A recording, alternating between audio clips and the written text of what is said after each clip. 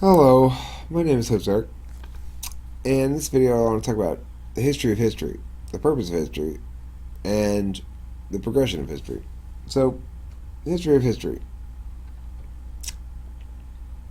History began the first time humans maintained a record of stuff that had already occurred.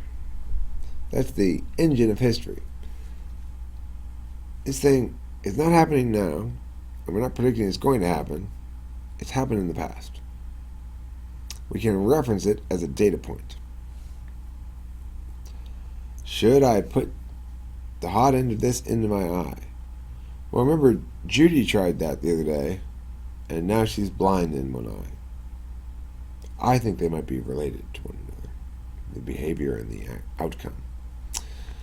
That's the first actual example of recorded human history, is when one caveman made note of Judy having blowned herself while smoking a cigarette.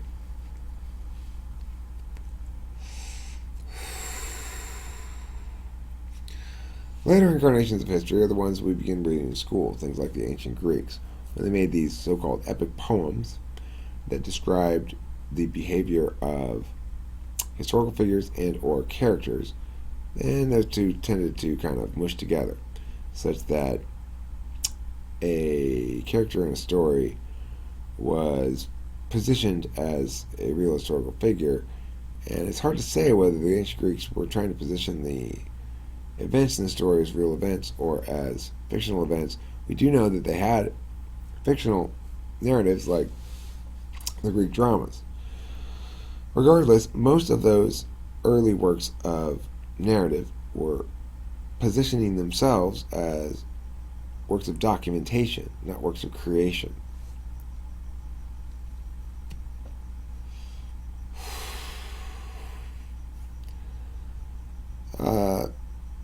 The move towards made-up things that position themselves as made-up for entertainment or for edification or whatever else, the move towards the majority of works being in that vein came later. A lot of early works of history might not be what we consider history today. They may be an accounting of the natural world as per some previous person. There was an obsession in earlier periods of time of humans giving credit to some previous source for the information they reveal in a book now.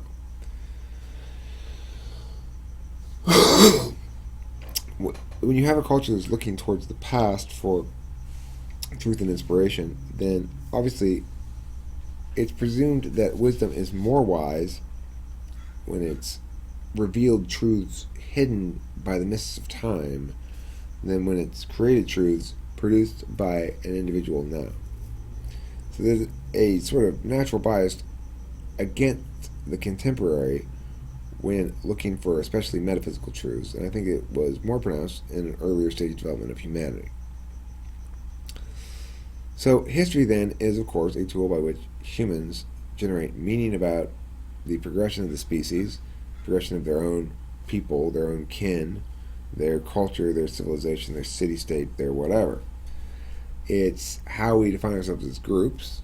It's how we document the behavior of groups, since actually only individuals can take action, but in history we often assign action to groups, and in fact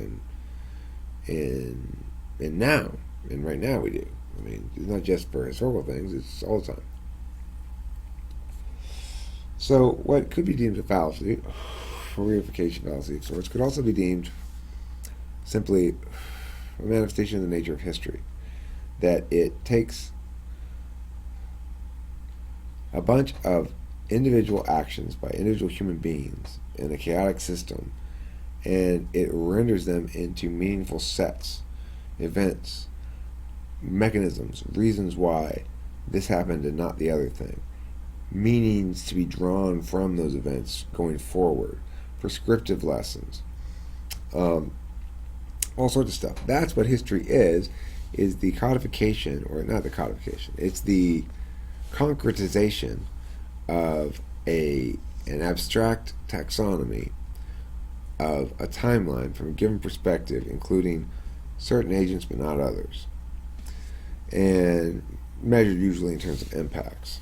So if we're talking about an historical analysis of, say, like I did, kind of in a humorous way, about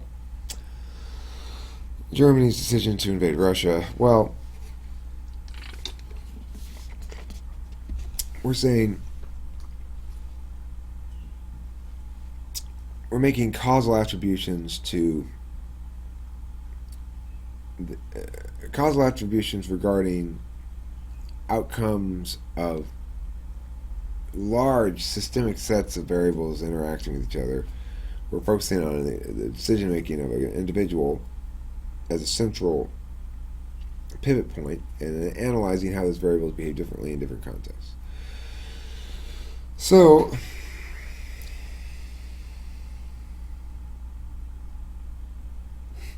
there's a time when all the SI people are around. Anyhow, so when we're talking about history, then we're talking about a tool, as I indicated, and a means of understanding some point of dispute or point of discussion in the contemporary situation. I used to think that history was not something that necessarily needed to be taught explicitly in school. That it could be taught directly enough with debate or something like that, where you end up learning a lot of stuff regardless whether you want it or not.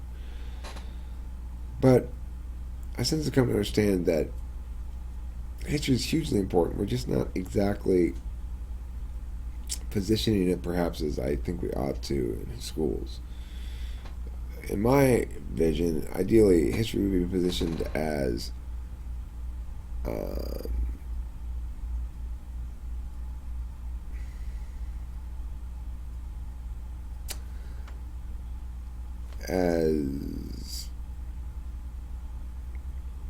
arguments already fought and won. Why?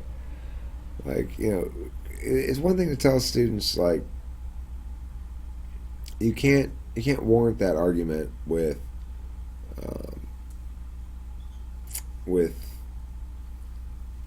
by pointing out that we have to do something because the status quo is not perfect. That doesn't work. And then you say, well, here's why we know it doesn't. They actually had this argument in history and this over this thing here, because these thinkers understood what was going on there, and yada yada yada. So I think it's important for us to understand that history is the tale of humanity civilizing itself, growing up, becoming capable of interacting with one another, becoming capable of supporting individuals who themselves are capable of interacting with one another in a peaceful way and adhering to a set of protocols that's reasonable and conducive to peace, justice, and prosperity. So, the history of history, then, is the history of humanity itself and its process of self-correcting. By keeping records of how things related to impacts in the past, we can make predictions about how they will in the future, and we can learn to avoid certain mistakes and to embrace certain opportunities that are more likely to play out as we think they are than they otherwise would be, given that we didn't maintain an active relationship with the past. And that's it for this video. Thank you for watching Talking with Famous People. And don't forget to travel back in time to visit a historical figure today by visiting your local library. It's like time travel with a library card.